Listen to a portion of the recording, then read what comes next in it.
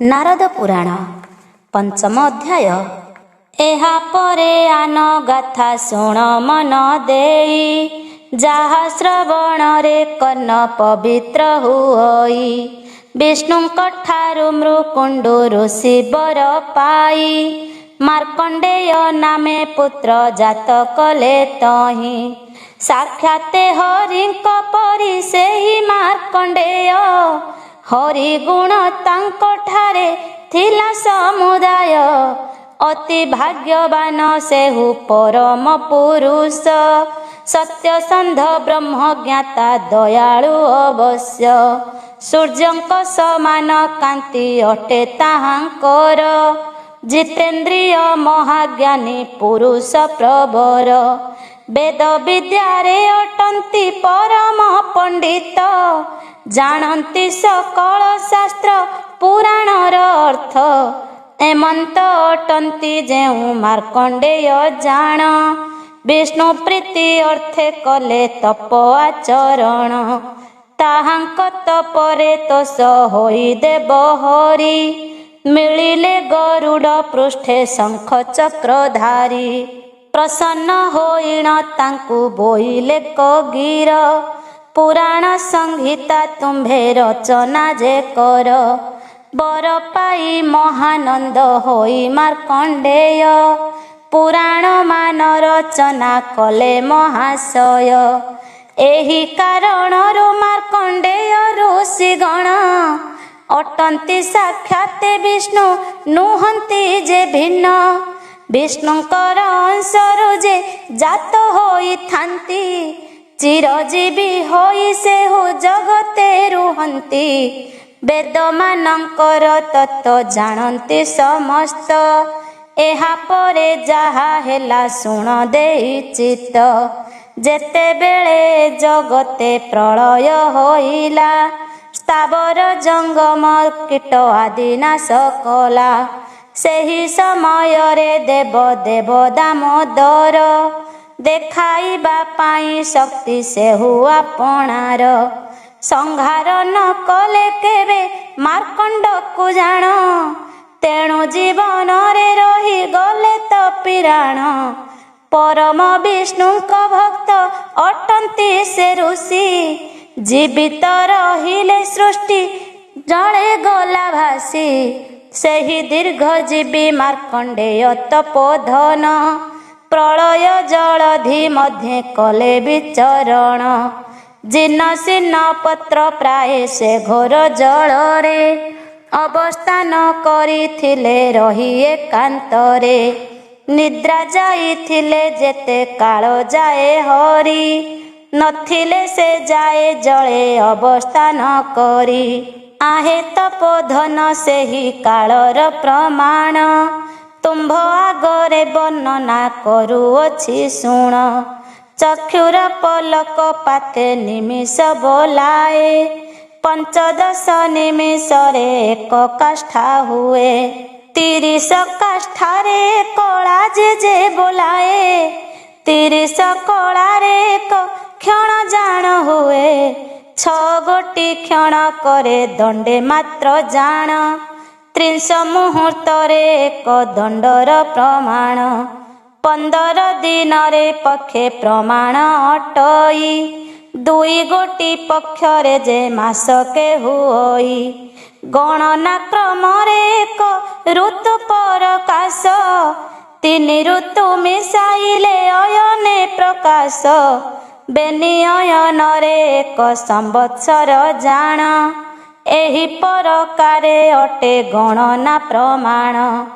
ମାନବଙ୍କ ଗଣନାରେ ଏକ ସମ୍ବତ୍ସର, ବିତିଗଲେ ଦିନେ ମାତ୍ର ହୁଏ ଦେବଙ୍କର। ଉତ୍ତରାୟଣ ଦିବସ ତା ମଧ୍ୟେ ବୋଲାଇ, ଦକ୍ଷିଣାୟନକୁ ରାତ୍ର ବୋଲି ଜାଣ କହି। ମନୁଷ୍ୟଙ୍କ ମାସେ ହେଲେ ପିତୃଗଣଙ୍କର, ଏକ ଦିନ ହୁଏ ତୁମ୍ଭେ ମନେ ହେତୁ କର। ଚନ୍ଦ୍ର ସୂର୍ଯ୍ୟ ଦୁହେଁ ଯେଉଁ ଦିନ ଯୁକ୍ତ ହୁଅନ୍ତି, ଅମାବାସ୍ୟା ବୋଲି ସେହି ଦିବସ କହନ୍ତି। ଦେବତା ମାନଙ୍କର 12 ବର୍ଷେ ଜାଣ, ଏକ ଯୁଗ ହୁଏ ବୋଲି ରହିଛି ପ୍ରମାଣ। ଦେବଙ୍କର 2,000 ଯୁଗ ଭୋଗ ହେଲେ ବ୍ରହ୍ମାଙ୍କର ଏକ ଦିନ ହୁଅଇଟି ଭଲେ। ସେଦିନ ଗୋଟିକ ମନୁଷ୍ୟଙ୍କ ବରଷରେ ବେନିକଳ୍ପ ହୁଏ କରିଛନ୍ତି ବୋଧନରେ। ଦେବତା ଗଣର ଏକ ସନ୍ତତି ଯୁଗର ସଂଖ୍ୟାକୁ ନୁହନ୍ତି ଯେବେ ଏକ ମନନ୍ତର। 14 ମନୁରେ ଧାତା ଦିବସେ ଭୋଗନ୍ତି କାଳଗତି ଅନୁସାରେ ଚଳେ ଏହି କ୍ଷିତି। ତେତେ ପରିମାଣେ ଦିନେ ହୁଏ ବ୍ରହ୍ମାଙ୍କର ସେହି ହିସାବରେ ରାତ୍ର ହୁଅଇ ତାଙ୍କର। ବିଧାତାଙ୍କର ରାତ୍ର କାଳେ ସାରା ଜଗତ ବିନାଶ ହୋଇ ନଥାଏ ଆହେ ତପୋବନ୍ତ। ବିଧାତାଙ୍କ ଦିନେ ହେଲେ ମନୁଷ୍ୟ ପ୍ରମାଣେ ସହସ୍ର ଯେ ଚତୁର୍ଯୁଗ ଭୋଗ ହୁଏ କ୍ରମେ। ଏହିପରି ବିଧାତାଙ୍କ ମାସ ସମ୍ବତ୍ସର ଗଣନା କରି ଜାଣନ୍ତି ସୁପଣ୍ଡିତ ନର। ଏ ଯେଉଁ ଗଣନା ମାନ କହିଲି କ୍ରମରେ ସୃଷ୍ଟିକର୍ତ୍ତା ଧାତାଙ୍କର 7 ସମ୍ବତ୍ସରେ ବେନିପରାର୍ଧ ବତ୍ସର ଆୟୁଷ୍ମାନ ହୁଏ। ଗଣନା କରି କୁହନ୍ତି ଏ ସଂଖ୍ୟା ସଭିଏ। ବିଧାତାଙ୍କ 7 ବର୍ଷ ହୋଇଲେ ସମ୍ପୂର୍ଣ୍ଣ ତହିଁରେ ହୁଅଇ ବିଷ୍ଣୁଙ୍କର ଏକ ଦିନ। ରାତ୍ର ପରମାଣେ ସେହି ପରି ଯେ ବୋଲାଇ ଏଥକୁ ସଂଶୟ ମନେ ନ ବିଚାର କେହି। ସେ କାଳରେ ଜିନ ସିନ କାୟ କହି କରି ଜଳ ମଧ୍ୟେ ମାର୍କଣ୍ଡେୟ ଥିଲେ ବଞ୍ଚି କରି। ପରମ ଆତ୍ମାକୁ ଧ୍ୟାନ କରି ବିଷ୍ଣୁଙ୍କର ରହିଥିଲେ ସମୀପରେ ସେ ମୁନି ପ୍ରବର। ଏହିପରି କାଳ କାଳ ହୋଇଯାଏ ଗତ ସୁବିଧା ସମୟ ଆସି ହେଲା ଉପସ୍ଥିତ। ଯୋଗ ନିଦ୍ରା ତ୍ୟାଗ କରି ଜଗତ ଜୀବନ ବିଧାତା ରୂପରେ ସୃଷ୍ଟି କଲେ ସରଜନ। କ୍ରମେ ଜଳ ଶୁଖି ଯାଇ ସୃଷ୍ଟି ହନ୍ତେ ଜାତ ଦକ୍ଷିଣ ମାର୍କଣ୍ଡ ଋଷି ହୋଇଲେ ବିସ୍ମିତ। ଅତ୍ୟନ୍ତ ଆନନ୍ଦ ମନେ ଉଠିଣ ସତ୍ୱର ପ୍ରମାଣ କରିଲେ ମହାବିଷ୍ଣୁଙ୍କ ପୟର। ସଦାନନ୍ଦ ମୂର୍ତ୍ତି ଭଗବାନଙ୍କୁ ସେ ଋଷି କର ଯୋଡ଼ି ସ୍ତବ କଲେ କୋମଳରେ ଭାସି। ବୋଇଲେ ତୁମ୍ଭେ ସହସ୍ର ଶିର ଦୟାମୟ ଦେବ ଦେବ ନାରାୟଣ ପ୍ରାଣୀଙ୍କ ସହାୟ। ହେ ଆଶ୍ରୟ ଦାତା ବସୁ ଦେବ ଜନାର୍ଦ୍ଦନ ମୁଁ ତୁମ୍ଭଙ୍କୁ ନମସ୍କାର କରୁଅଛି ଘେନ।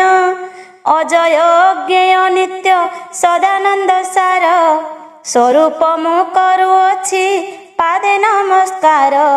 ଯେ ନିତ୍ୟ ପରମ ଅବିକାରୀ ବିଶ୍ୱଦର୍ଶୀ ବିଶ୍ୱ ବ୍ରହ୍ମାଣ୍ଡ ଭିଆଣ କର ବ୍ରହ୍ମରାଶି।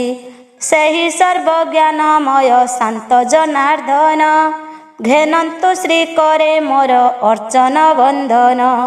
ପୁରାଣ ପୁରୁଷ ଆହେ ସର୍ବଜ୍ଞ ଠାକୁର ପରାତ୍ପର ଜ୍ଞାନମୟ ମହାଯୋଗେଶ୍ୱର। ମୁଁ ତାଙ୍କୁ ପ୍ରଣାମ କରୁଅଛି ସନ୍ତତରେ ପ୍ରସନ୍ନ ହୁଅନ୍ତି ବାରେ ମାତ୍ର ମୋହଠାରେ। ପରମ ପବିତ୍ର ତୁମ୍ଭେ ଜଗତ କାରଣ ଆଶ୍ରୟ ସ୍ୱରୂପ ସର୍ବବ୍ୟାପ୍ତ ନାରାୟଣ। ସେହି ସର୍ବବ୍ୟାପୀ ଜଗନ୍ନାଥଙ୍କ ପୟରେ ନମସ୍କାର କରୁଅଛି ମୁହିଁ ଭକ୍ତି ଭରେ। ସେ କାରଣ ସମୂହର ପରମ କାରଣ ସବୁ ପ୍ରାଣୀ ମାନଙ୍କର ଆତ୍ମା ସନାତନ। ସେହି ଜଗତ ଜୀବନ ପ୍ରଭୁଙ୍କୁ ମୁଁ ନୀତି ପ୍ରଣାମ କରୁଛି ଦିବାନିଶି ରଖି ମତି। ସୃଷ୍ଟି ସ୍ଥିତିର ସଂହାର କରତା ଈଶ୍ୱର ସେ ଅଟନ୍ତି ଆଦି ଦେବ ପ୍ରାଣୀଙ୍କ ପିୟର। ବହୁରୂପୀ ରୂପହୀନ ନିର୍ଗୁଣ ସଗୁଣ ଶାନ୍ତ ଜନାର୍ଦ୍ଦନ ବିଶ୍ୱ ସଂହାର କାରଣ। ସେହି ଜନାର୍ଦ୍ଦନଙ୍କୁ ମୁଁ କର ଯୋଡ଼ି ଶିର ନମସ୍କାର କରୁଅଛି ବିନୟ ଭାବର। ହେ କୃପା ସାଗର ଦୀନ ବନ୍ଧୁ ଦୟାମୟ, ଅଭୟ ପାଦ ପଦ୍ମରେ ଦିଅନ୍ତୁ ଆଶ୍ରୟ। ଆପଣଙ୍କୁ ନମସ୍କାର କରୁଅଛି ମୁହିଁ, କଷ୍ଟରୁ ଉଦ୍ଧାର କର ଆହେ ଭାବଗ୍ରାହୀ। ବହୁ କାଳ ଭ୍ରମି ଭ୍ରମି ପ୍ରଳୟ ଜଳରେ, ସ୍ଥଳ କୂଳ ତହିଁ ନାହିଁ ଭାସୁଛି ତହିଁରେ। ଆହେ କୃପାମୟ ମୋହ ଠାରେ କୃପା କରି, ଏହି ବିପଦରୁ ବାରେ ମାତ୍ର କର ପାରି। ଏହି ପ୍ରକାରେ ସ୍ତୁତି ମାରକଣ୍ଡ ଋଷି, କରିବା ଶୁଣନ୍ତେ ପରମ ବ୍ରହ୍ମ ବିଶ୍ୱବାସୀ। ଶଙ୍ଖ ଚକ୍ର ଗଦାଧାରୀ ସେ ଆଦି ପୁରୁଷ, ପ୍ରୀତି ସହକାରେ ତାଙ୍କୁ କହିଲେ ଭାଷ। ଏ ଜଗତେ ଯେଉଁମାନେ ଶ୍ରୀ ବିଷ୍ଣୁଙ୍କ ଭକ୍ତ, ତାହାଙ୍କ ପ୍ରତି ଅଟନ୍ତି ଯାଏ ଅନୁରତ। ଆମ୍ଭେ ତୁଷ୍ଟ ହୋଇଥାଉ ତାଙ୍କ ଠାରେ ଜାଣ, ତାହାଙ୍କୁ ସର୍ବଦା କରି ଥାଉ ଯେ ରକ୍ଷଣ। ଯେଉଁମାନେ ଭାଗବତ ଗୁଣେ ଅନୁରକ୍ତ, ସେମାନଙ୍କୁ କରିଥାଉ ରକ୍ଷା ଯେ ସନ୍ତତ। ଏଥିରେ ସନ୍ଦେହ ନାହିଁ ଆହେ ଋଷି ବର, କିମ୍ପା ତୁମ୍ଭେ ଭୟ କରୁଅଛ ମାନସର। ଭଗବନ୍ତ ଭକ୍ତ ରୂପେ ଦେବ ଗୋପ୍ୟ କରି, ଜଗତକୁ ରକ୍ଷା କରୁ ଜାଣତ ପଚାରି। ଏହା ଶୁଣି ମାର୍କଣ୍ଡେୟ କର ଯୋଡ଼ି ଶିରେ, ପଚାରିଲେ ସେ ପ୍ରଭୁଙ୍କୁ ଅତି ବିନୟରେ। ଭାଗବତ ଭକ୍ତଙ୍କର ଲକ୍ଷଣ କି ଅଟେ, କି କର୍ମ କରନ୍ତି ସେହୁ କହ ମୋ ନିକଟେ। କେଉଁ କର୍ମ କଲେ ଲୋକେ ହନ୍ତି ଭଗବତ, ତାହା ଶୁଣିବାକୁ ମୋର ବଳି ଅଛି ଚିତ୍ତ। ଏହିପରି ମାର୍କଣ୍ଡେୟ ପଚାରିବା ଶୁଣି, କହିଲେ ପ୍ରସନ୍ନ ହୋଇ ତାଙ୍କୁ ଚକ୍ରପାଣି। ଭଗବତ ଭକ୍ତ ଗଣଙ୍କର ଯେ ଲକ୍ଷଣ, ଯେପରି ପ୍ରଭାବ ତାହା କହୁଅଛି ଶୁଣ। ଭକ୍ତମାନଙ୍କର ଯେତେ ପ୍ରଭାବ ଅଛଇ, କୋଟିଏ ବର୍ଷରେ ତାହା କହି ଯେ ନୁହଁ। ତଥାପି ତୁମ୍ଭଙ୍କୁ ଥୋକେ କହିବା ହେ ଋଷି, ଶୁଣିବା ପାଇଁ କି ଯେବେ ହୋଇଛ ଲାଳସୀ। ସବୁ ପ୍ରାଣୀଙ୍କର ହିତକାରୀ ଯେ ଅଟନ୍ତି, ଜିତେନ୍ଦ୍ରିୟ ହୋଇ ରାଗ ଦ୍ୱେଷ ଛାଡ଼ିଥାନ୍ତି। ଶାନ୍ତି ଗୁଣାବଲମ୍ବନ କରି ଭକ୍ତମାନେ, ସଂସାରେ ଭ୍ରମନ୍ତି ନୀତି ପ୍ରଫୁଲ୍ଲିତ ମନେ। କାୟ ମନ ବଚନରେ ପରକୁ ସେ କେଭେ, ପୀଡ଼ା ନ କରନ୍ତି ଜାଣ କୌଣସି ଭାବେ। ପରିଗ୍ରହ ନ କରନ୍ତି ଯେ କାହାରି ଧନ, ସେମାନେ ଅଟନ୍ତି ଏକା ବୈଷ୍ଣବ ପ୍ରଧାନ। ଆମ୍ଭ ଗୁଣ ଅନୁବାଦ ଶୁଣିବାକୁ ଯାର, ସାତ୍ତ୍ୱିକ ବୁଦ୍ଧିରେ ଶ୍ରଦ୍ଧା ବଳେ ନିରନ୍ତର। ସେ ଭକ୍ତ ବତ୍ସଳ ବିଷ୍ଣୁ ପ୍ରିୟା ହୋଇଥାନ୍ତି, ପ୍ରଧାନ ବୈଷ୍ଣବ ସେହୁ ଜାଣ ବ୍ରହ୍ମ ଜ୍ୟୋତି। ଗଙ୍ଗା ବିଶ୍ଵେଶ୍ୱର ଏହି ବୁଦ୍ଧିରେ ଯେ ଜନ, ମାତା ପିତାଙ୍କର ସେବା କରେ ପ୍ରତିଦିନ। ପ୍ରଧାନ ବୈଷ୍ଣବ ସେହୁ ବୋଲାଏ ଜଗତେ, ଏଥକୁ ସଂଶୟ ତୁମ୍ଭେ ନ ବିଚାର ଚିତ୍ତେ। ଯେ ଇଷ୍ଟ ଦେବଙ୍କୁ ପୂଜା କରଇ ସନ୍ତତ, ଦେବ ପୂଜା ଦେଖି ହେଉଥାଏ ହୃଷ୍ଟ ଚିତ୍ତ। ଯେ ଅନୁମୋଦନ କରେ ଇଷ୍ଟ ପୂଜନରେ, ବୈଷ୍ଣବ ପ୍ରଧାନ ସେହୁ ବୋଲାଏ ସଂସାରେ। ବ୍ରହ୍ମଚାରୀ ଯତି ମୁନି ଋଷି ଗଣଙ୍କର, ପରିଚର୍ଯ୍ୟା ପରାୟଣ ଅଟେ ଯେଉଁ ନର। ପର ନିନ୍ଦା ଶ୍ରବଣରେ ବହିର୍ମୁଖ ଯେହୁ, ବୈଷ୍ଣବ ପ୍ରଧାନ ଜାଣ ଚଳେ ସେ ସେହୁ। ବୈଷ୍ଣବ ପ୍ରଧାନ ଜାଣ ଅଟଇ ଯେ ସେହୁ, ସବୁ ପ୍ରାଣୀଙ୍କର ହିତକାରକ ବଚନ। ମୁଖରେ ପ୍ରକାଶ କରୁଥାଏ ଯେଉଁ ଜନ, ଲୋକମାନଙ୍କର ଗୁଣ ଗ୍ରହଣ କରଇ। ତାହାକୁ ପ୍ରଧାନ ବୈଷ୍ଣବ ବୋଲି କହି, निज आत्मा परि सबु जीवंकु जे देखे शत्रु मित्र ए दुहिंकु समान रे लेखे सत्यवादी होई साधु मानंकु जे सेवे वैष्णव प्रधान सेहु बोलाएटी भवे यथार्थ प्रकारे धर्म शास्त्र जे कहई से मध्य वैष्णव प्रधान रे गणा होई पुराण को व्याख्या करे जे बण पंडित जे पुराण श्रवण रे देई थाए चित्त पुराण वक्ता को देखी भक्ति करे जेहु प्रधान वैष्णव मध्य गणा हुए सेहु गो ब्राह्मण सेवारे जे सर्वदा निरत तीर्थ यात्रा परायण जे हुए संतत अपर लोकर सिरी देखिले नयने हरि हरि बोलु थाए प्रफुल्लित मने एमंत जे लोक सेहु हरि भक्त अटे प्रधान बोलाए पुणी वैष्णव गोष्ठे उपवन आरोपण करे जेउ जन आबर करई जेहु तड़ागर क्षण देवगृह निर्माण जे करई भक्ति रे कूपसर बर तड़ाग जे खोली पारे जगत रे बोलाए से वैष्णव प्रधान एकथा निश्चय अटे जानत पोधन जे गायत्री मंत्र जप करू थाए नीति वैष्णव प्रधान बोली ताहाकू कहंती हरि नाम शुणिले जे लोक पुलकाए नेत्ररु आनंद अश्रु जल बही जाए तुलसी वन को देखी जे करे प्रणाम कंठरे तुलसी माला करई धारण जार मन आमोदित तुलसी गंधरे तुलसी मृत्तिका सदा घेनु थांती सिरे अतिथि सेवारे जेहु ढाली थाए मन बोलाए संसारे सेहु वैष्णव प्रधान चारि आश्रम आचार पाळई जेनर वेद व्याख्या करे वैष्णव से सत्वर शिवे प्रीति करे शिवे करई भक्ति शिवंकु अर्चना जेहु करू थाए नीति रुद्राक्ष माला गଳାରେ ଲମ୍ବାଇଣ ଥାଏ हरि नाम दिबा राति मुखे भजु थाए बहु दक्षिणारे करे यज्ञ अनुष्ठान हरि नाम शिव नाम जे करे भजन शास्त्र पुराण रे जेहु ध्यान देई थाए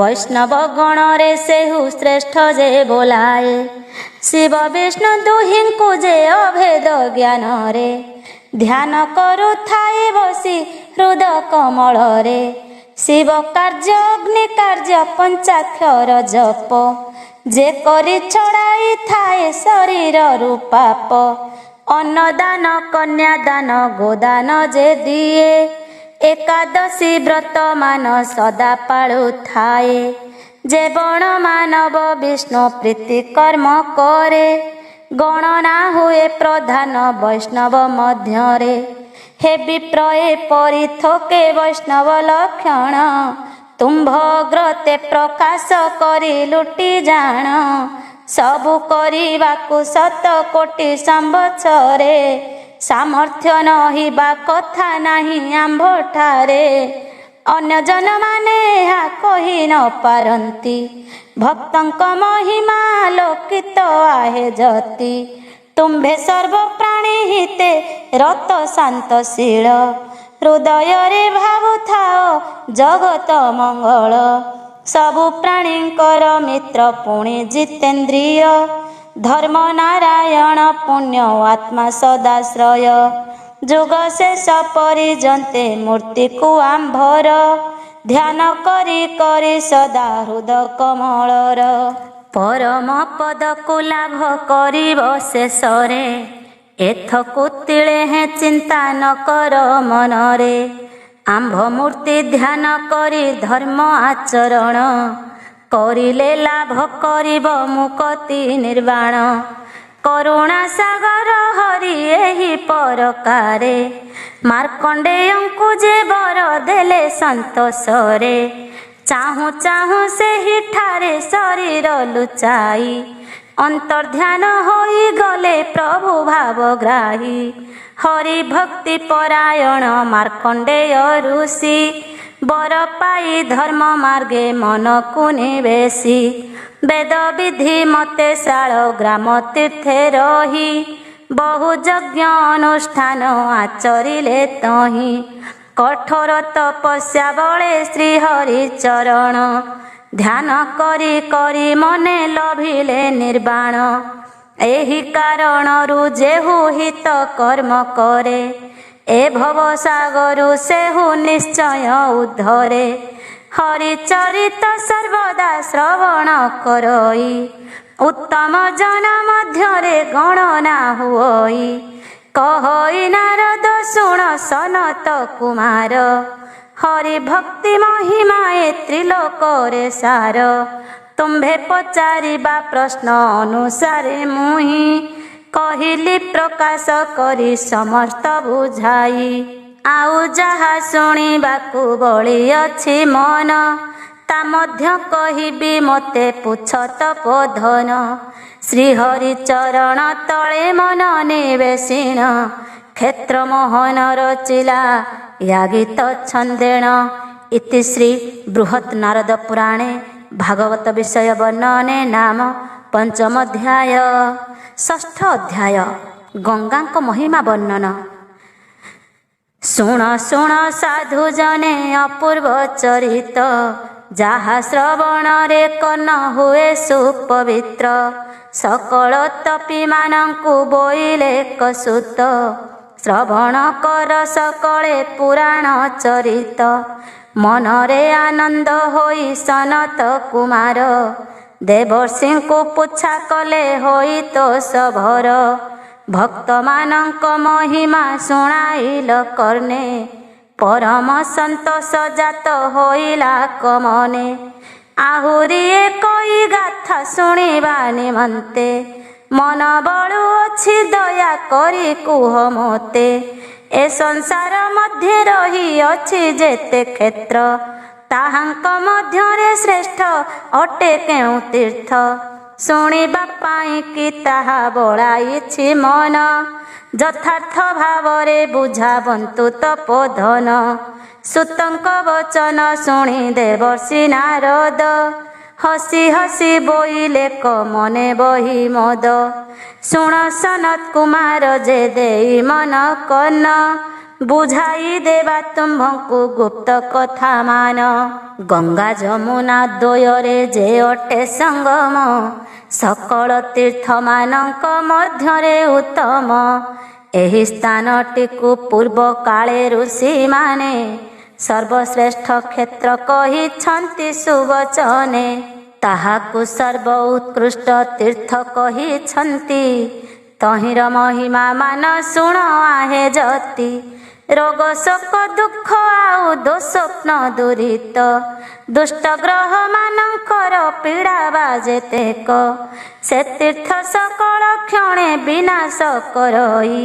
ସ୍ନାନ କଲା ମାତ୍ରେ ପିଣ୍ଡ ପବିତ୍ର ହୁଅଇ।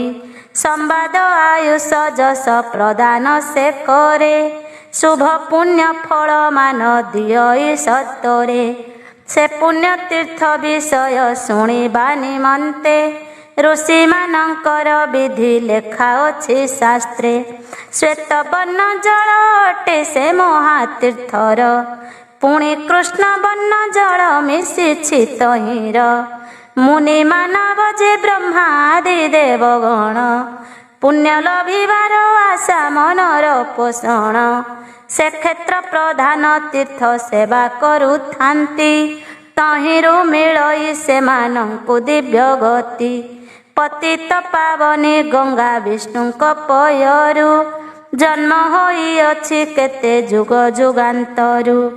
ଦିନମଣିଙ୍କ ତନୟା ଅଟନ୍ତି ଯମୁନା ଦୁହିଁଙ୍କ ସଙ୍ଗମ ସ୍ଥଳ ସୁପବିତ୍ର ସିନା। ତହିଁରୁ ପ୍ରଧାନ ତୀର୍ଥ ହୋଇ ଆଉ ନାହିଁ ସେ ନାମ ସ୍ମରଣ ମାତ୍ରେ ପାତକ ନାଶଇ। ପ୍ରୟାଗରେ ଯଜ୍ଞ କରି ନିଜେ ପଦ୍ମାସନ ଅଚ୍ୟୁତଙ୍କୁ ସମର୍ଚ୍ଚନା କରିଥିଲେ ଜାଣ। ସେ ପ୍ରୟାଗ ତୀର୍ଥେ ଯଜ୍ଞ କରି ଋଷି ଗଣେ। ଅପାର ସୁକୃତ ଲାଭ କଲେ ଯେ ପରାଣେ। ସାରା ପୃଥିବୀରେ ଯେତେ ତୀର୍ଥ ଅଛି ରହି, ତହିଁରେ ସ୍ନାନ କରିଲେ ଯେ ଫଳ ମିଳଇ। ବିନ୍ଦୁ ମାତ୍ର ଗଙ୍ଗା ଜଳେ ହେଲେ ଅଭିଷିକ୍ତ, ତହିଁରୁ କୋଟିଏ ଫଳ ହୁଅନ୍ତି ପ୍ରାପତ। ଗଙ୍ଗା ସ୍ନାନରେ 16 କଳାର କଳାକୁ, ସବୁ ତୀର୍ଥେ ତୁଲ୍ୟ ନୁହେଁ ଉପମା ଦେବାକୁ। ଗଙ୍ଗାବାସୀ ମାନଙ୍କର କଥା ଥାଉ ଦୂରେ, ବାସ କରିଥାଏ ସେହୁ ଶସ୍ତ୍ର ଯୋଜନରେ। ସେ ଯେବେ ଗଙ୍ଗାଙ୍କ ନାମ ମୁଖେ ଉଚ୍ଚାରଇ, ପାପରୁ ମୁକ୍ତ ହୋଇ ସୁପୁଣ୍ୟ ଲଭଇ। ଯେଉଁ ଗଙ୍ଗା ବିଷ୍ଣୁଙ୍କର ପାଦରୁ ସମ୍ଭୂତ, ଶିବଙ୍କର ମସ୍ତକରେ ବହେ ଅବିରତ। ଦେବ ଋଷି ବ୍ରହ୍ମ ଋଷି ଯାହାକୁ ସେବନ୍ତି, ତାହାର ମହିମା କିସ କହିବି ଏ ଯତି। ଗଙ୍ଗା ମୂର୍ତ୍ତି କାଜେ ଜନ କପାଳେ ଘେନଇ, ସାକ୍ଷାତରେ ଶିବ ସ୍ୱରୂପକୁ ସେ ଲଭଇ। ଅନ୍ୟଥା ନୁହଇ ଏହା ଶୁଣି ଦେଇ ମନ, ନାନାଦି ଶାସ୍ତ୍ର ପୁରାଣେ ହୋଇଛି ରଚନ। ଅତ୍ୟନ୍ତ ପବିତ୍ରମୟ ଜଳ ଗଙ୍ଗାଙ୍କର, ପାପୀ ପାପ ନିସ୍ତାରେଣ କୈବଲ୍ୟ ପ୍ରକାର। ଅଧିକ କହିବି କିସ ତୁମ୍ଭ ଅଗ୍ରତରେ, ଗଙ୍ଗା ସ୍ନାନେ ବିଷ୍ଣୁ ଲୋକେ ପ୍ରାପ୍ତ ହନ୍ତି ନରେ। ପତିତ ପାବନୀ ଗଙ୍ଗା ଜଳେ କଲେ ସ୍ନାନ, ଅନ୍ତକାଳେ ବୈକୁଣ୍ଠ ପୁରେ ବସେ ଜନ। ମହାପାପୀ ସ୍ନାନ କଲେ ସେ ଗଙ୍ଗା ଜଳରେ, ପାପରୁ ନିସ୍ତରିବ ସେ ଯାଇ ସ୍ୱର୍ଗପୁରେ। ପୁଣ୍ୟାତ୍ମା ବ୍ୟକ୍ତି ଯଦ୍ୟପି କରେ ଗଙ୍ଗା ସ୍ନାନ, ବିଷ୍ଣୁଙ୍କ ପୁରକୁ ଯାଏ ବସି ଦିବ୍ୟ ଯାନ।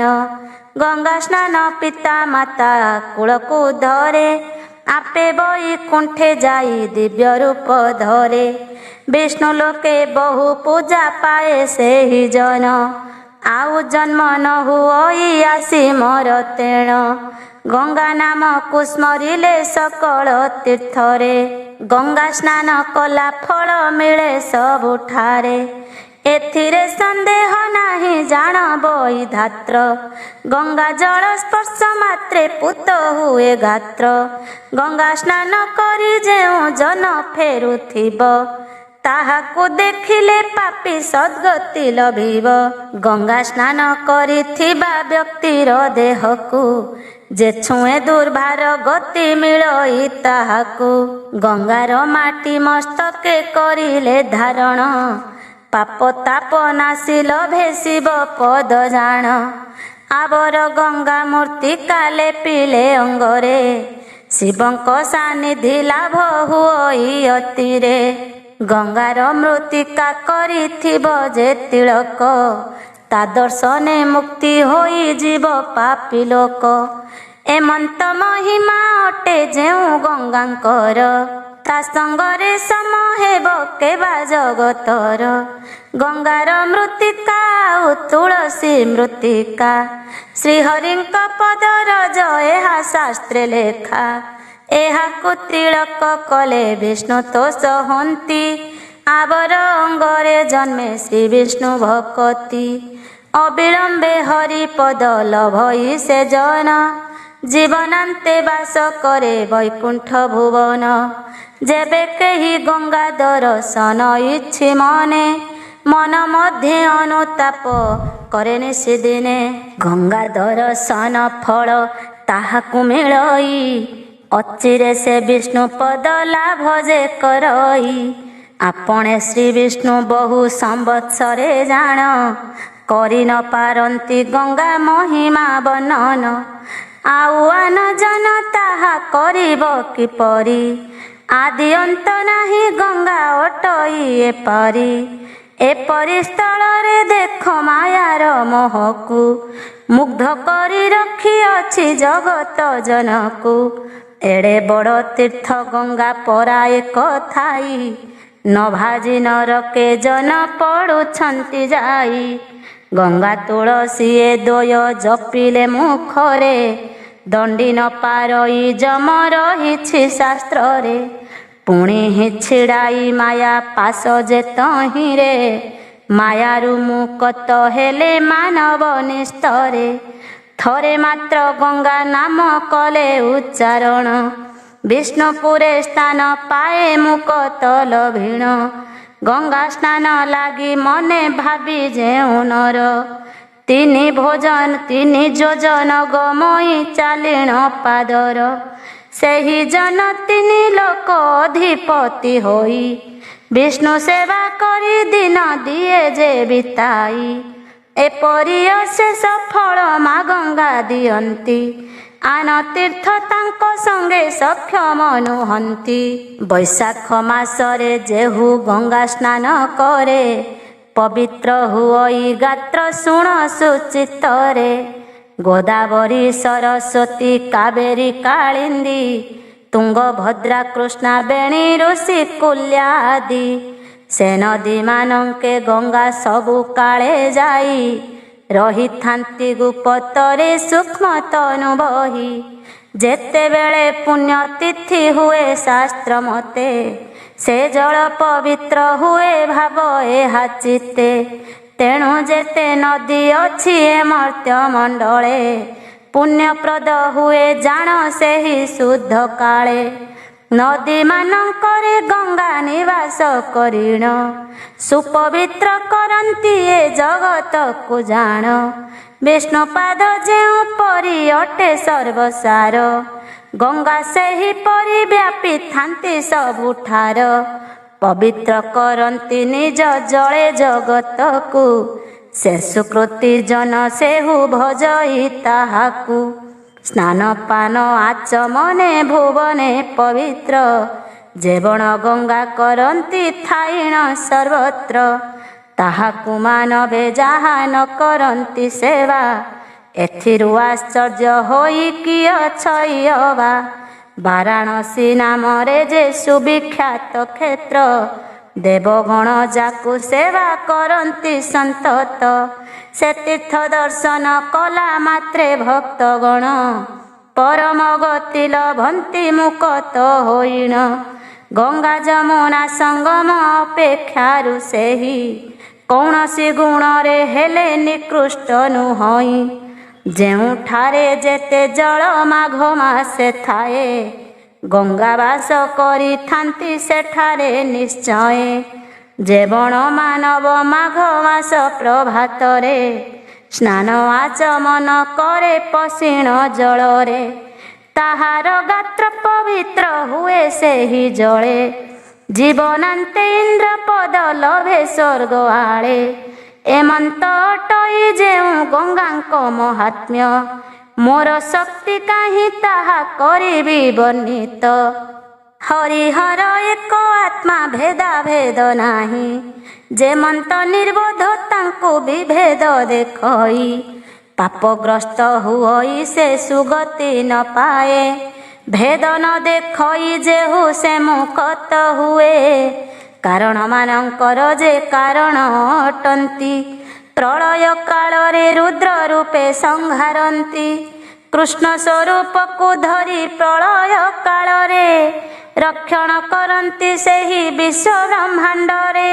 ସେହି ପରମ କରତା ବିଶ୍ୱ ବ୍ରହ୍ମାଣ୍ଡରେ। ବ୍ରହ୍ମା ରୂପେ ଜଗତକୁ ସର୍ଜନ୍ତି ବିଧିରେ। ଏହି ପରକାରେ ସୃଷ୍ଟି ସର୍ଜନ ପାଳନ। କରନ୍ତି ଜଗତ ନାଥ ତ୍ରିମୂର୍ତ୍ତି ଧରିଣ। ପୁଣି ଆପେ ଶେଷ କାଳେ ସଂହାର କରନ୍ତି। ଏହି ତିନି ମୂର୍ତ୍ତି ମଧ୍ୟେ ଭେଦ କେ ନୁହନ୍ତି। ଯେହୁ ଭେଦ ଜ୍ଞାନ କରେ ଏ ତିନି ଦେବଙ୍କୁ। ନରକ ଯାତନା ସେହୁ ଲଭଇ ଶେଷକୁ। ହରିହର ବିଧାତାଙ୍କୁ ଅଭେଦ ଜ୍ଞାନରେ। ପୂଜା କରଇ ଯେ ସେହୁ ବସଇ ସ୍ୱର୍ଗରେ। ଏଥିରେ ନିମିଷେ ମାତ୍ର ସନ୍ଦେହ ଯେ ନାହିଁ। ସର୍ବତ୍ର ରହି ଅଛନ୍ତି ଜଗତ ଗୋସାଇଁ। ଯେମନ୍ତ ଭାବରେ ଯେହୁ କରଇ ଭଜନ। ତେମନ୍ତ ରୂପରେ ତାକୁ ଦିଅନ୍ତି ଦର୍ଶନ। ଲିଙ୍ଗ ସ୍ୱରୂପକୁ ଧରି ପ୍ରାଣୀଙ୍କ ହିତରେ। ବିଜେ କରିଛନ୍ତି ବାରାଣସୀ ଭୁବନରେ। ସେକାଶୀ କ୍ଷେତ୍ରରେ ଯେତେ ଲିଙ୍ଗ ଛନ୍ତି ରହି, ଜ୍ୟୋତିର୍ଲିଙ୍ଗ ଭାବେ ପୂଜା ପାଉଛନ୍ତି ସେହି। ତାହାଙ୍କୁ ଯେ ବଣ ବ୍ୟକ୍ତି ଦର୍ଶନ କରଇ, ମାନବ ରୂପ ତେଜିଣ ଜ୍ୟୋତି ରୂପ ହୋଇ। ବିଷ୍ଣୁଙ୍କର ଲୀଳାମୟୀ ଦାରୁ ବ୍ରହ୍ମ ମୂର୍ତ୍ତି, ଆବର ଅଟଇ ଯେତେ ଚିତ୍ରିତ ମୂରତି। ସେହି ମୂର୍ତ୍ତିମାନଙ୍କରେ ଥାନ୍ତି ଭଗବାନ, ତାହାଙ୍କୁ ପୂଜିଲେ ଜନ ପାନ୍ତି ଦିବ୍ୟ ସ୍ଥାନ। ତୁଳସୀ ଆବର ପଦ୍ମବନ ଯହିଁ ଥାଏ, ପୁରାଣ ପାଠ କରନ୍ତି ଯେଉଁଠି ସାଧୁଏ। ଶ୍ରୀହରି ସର୍ବଦା ରହିଥାନ୍ତି ସେ ସ୍ଥାନରେ, ତେଣୁ ପୁଣ୍ୟକ୍ଷେତ୍ର ସେହି ବର୍ଣ୍ଣିତ ଶାସ୍ତ୍ରରେ। ସର୍ବଦା ଭକ୍ତିରେ ଯେହୁ ତନ୍ମୟ ହୋଇଣ, ସେ ସ୍ଥାନ ମାନଙ୍କେ କରେ ପୁରାଣ ପଠନ। ସାକ୍ଷାତ ବିଷ୍ଣୁ ସ୍ୱରୂପ ତାଙ୍କରଟି ଜାଣ, ଏଥକୁ ତିଳେ ସଂଶୟ ନ କର ମନେଣ। ଯେଉଁମାନେ ଏକାନ୍ତରେ ନୀତି ପ୍ରତିଦିନ, ଶିବଙ୍କୁ ପୂଜନ୍ତି କରି ହରିଙ୍କୁ ଭଜନ। ସେମାନଙ୍କ ଶରୀରକୁ ଆଶ୍ରା କରି ହରି, ଦିବାରାତ୍ର ରହିଥାନ୍ତି ଶୁଣ ହେତୁ କରି। ଯେ ବଣ ମାନବ କରେ ପୁରାଣ ପଠନ, ସାକ୍ଷାତ ସେ ବିଷ୍ଣୁ ବୋଲି ବୋଲନ୍ତି ସୁଜନ। ଏହା ଭାବି ଭକ୍ତି କରେ ଯେହୁ ସେମାନଙ୍କୁ, ଗଙ୍ଗା ସ୍ନାନ କଲା ଫଳ ମିଳଇ ତାହାକୁ। ପୁରାଣ ପାଠକେ ଭକ୍ତି କରେ ଯେଉଁ ନର, ଲଭଇ ପ୍ରୟାଗ ସ୍ନାନ ଫଳ ଯେ ସତର। ସଂସାର ସାଗରେ ବୁଡ଼ି ମରୁଥିବା ଜନେ, ଉଦ୍ଧାର କରେ ଯେ ଶାସ୍ତ୍ର ଗାଥା କହି କନେ। ସାକ୍ଷାତ ଯେ ବିଷ୍ଣୁ ସଙ୍ଗେ ଅଟେ ସମସରି, ଏଥିରେ ସନ୍ଦେହ ନାହିଁ ଆହେ ତପଚାରି। ଆପଣ ଜନନୀ ତୁଲ୍ୟ ଅଟେ ଗଙ୍ଗା ତୀର୍ଥ, ତାଠାରୁ ଅଧିକ ଦେବ ନାହିଁ କେ ଜଗତ। ମନ୍ତ୍ର ଗୁରୁ ଠାରୁ ନାହିଁ ଯେ ପରମ ତତ୍ତ୍ୱ, ସକଳ ଶାସ୍ତ୍ରରେ ଏହା ହୋଇଛି ଉକତ। ପରମ ମନ୍ତ୍ର ଅଟଇ ବେଦ ଯେଉଁ ପରି, ଆପଣା ଆତ୍ମା ପରମ ଦେବତା ସେପରି। ସର୍ବୋତ୍ତମ ଧନ ବିଦ୍ୟା ଅଟଇ ଯେ ମନ୍ତ, ତୀର୍ଥମାନଙ୍କରେ ଶ୍ରେଷ୍ଠ ଗଙ୍ଗା ଯେତେ ମନ୍ତ।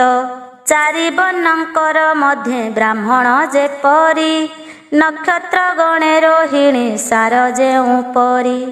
ଜଳାଶୟଙ୍କ ମଧ୍ୟରେ ଯେପରି ସାଗର, ତୀର୍ଥମାନଙ୍କରେ ଗଙ୍ଗା ସେହିପରି ସାର। ଶାନ୍ତିରୁ ଅଧିକ ବନ୍ଧୁ ସତ୍ୟରୁ ଯେ ତପ, ମୋକ୍ଷରୁ ଅଧିକ ଲାଭ ନାହିଁଟି ଯେ ରୂପ। ସେହିପରି ଗଙ୍ଗା ଠାରୁ ବଡ଼ କେହି ନାହିଁ, ପାପ ଅରଣ୍ୟକୁ ଦାବା ନଳରେ ଅଟଇ। ଯେତେ ପାପ ରହିଥାଏ ପ୍ରାଣୀଙ୍କ ମଧ୍ୟରେ, ସ୍ନାନ ମାତ୍ରକେ ସବୁ ପୋଡ଼ି ଭସ୍ମ କରେ। ସଂସାର ଭୋଗର ଗଙ୍ଗା ଅଟେ ଔଷଧ, ତା ସେବା ନ କରି କିମ୍ପା ଭ୍ରମୁଛ ବିବୁଧ। କାୟ ମନ ବଚନରେ ଗଙ୍ଗା ଦେବୀଙ୍କର, ସେବାଟି ଉଚିତ ଅଟେ ଆହେ ତପବର। ସଂସାର ତାରିଣୀ ଗଙ୍ଗା ଗାୟତ୍ରୀ ଏ ଦୁଇ, ସକଳ ପାତକ ହାରି ଅଟନ୍ତି ଯେ ସେହି। ଏ ଦୁହିଁଙ୍କୁ ଯେହୁ ଅବମାନନା କରଇ, ପତିତ ମଧ୍ୟରେ ଜାଣ ଗଣା ସେ ଅଟଇ। ବେଦମାତା ଯେଉଁ ପରି ଅଟନ୍ତି ଗାୟତ୍ରୀ, ଗଙ୍ଗା ସେହିପରି ଲୋକ ଜନନୀ ବୋଲନ୍ତି। ସକଳ ପାପକୁ ନାଶ କରନ୍ତି ଏ ଦୁଇ, ତିନି ଜଗତକୁ ତ୍ରାଣ କରୁଥାନ୍ତି ଏହି।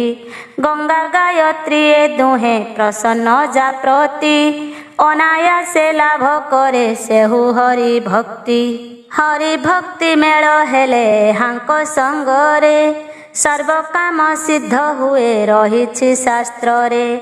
ଗଙ୍ଗା ଗାୟତ୍ରୀ ଏ ଦୁହେଁ ସର୍ବଜନଙ୍କର, ଉପକାର କରିବାକୁ ଧରିଣ ଶରୀର। ଧର୍ମ ଅର୍ଥ କାମ ଆଉ ମୋକ୍ଷ ଫଳ ରୂପେ, ଭୂମି ତଳେ ଅବତୀର୍ଣ୍ଣ ହୋଇଛନ୍ତି ଆପେ।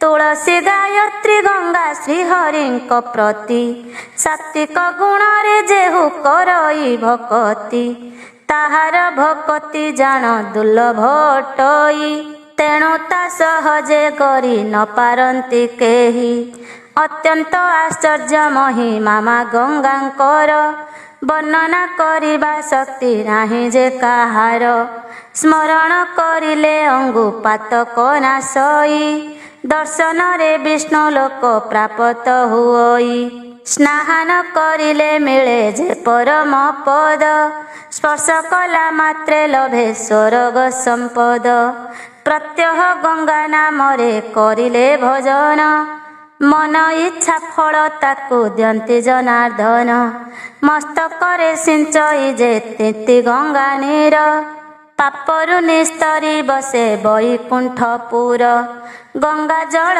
पान करी सगर कुमरे दानव भाव हराई बसिले अमरे एमंत महात्म्य जेउ गंगा देवींकर भजन कर सकले होइब उद्धार एहा परे आन गाथा करिबी गायन से पदे सर्वदा रहु क्षेत्रवासी मन इति श्री बृहत् नारद पुराणे गंगा महिमा वर्णने नाम षष्ठ अध्याय।